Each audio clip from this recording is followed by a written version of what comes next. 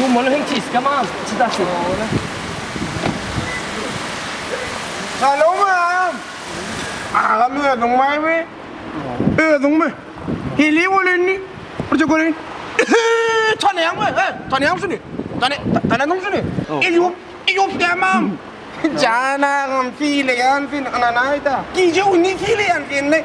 Diga çenaydım lan dinleyen. O çali gülüm atmana. Aku sol pucuk. Aydım çıkaramam. Ne mi? Aydım aynamak. Aydım. Yön aydım aytsan kovuyorsun dağım dağım. Sen ne mi diyedin ağam? Ne mi diyedin sen? Dursana. Ne mi diyedin ağam sen? Ha dipçen. Ağam diye çalıyana. Rumpedele dakkan. Ağam yumon mu?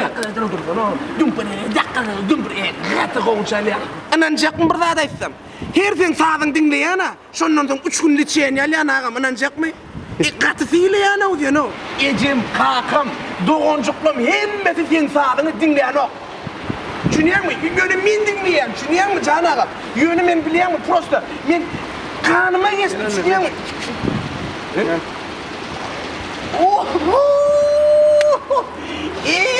Mani bular ya yıldız bari kena can ağam. Sen yıldız lan yıldız ağam anancak mı? Sen yani yıldız yok. Ömrümde sen yani yıldız görmedim. Bunlar yani var ha. Müştaklarla beydip maşini, beydip bir koyuveren yıldız yok o can ağam. Sile yan sen ağam. Ananayda yatamda turam da sen şu aytyan aydım lan mara kat sile yan ağam. Tamam ya ağam. Yani var ya. Koyuyor mu indi? Yok, moşuk yani. O kim onun? Şu ayda aylım bir oğlunun mu? Bunu ne diyecek? Yorulmasın ya.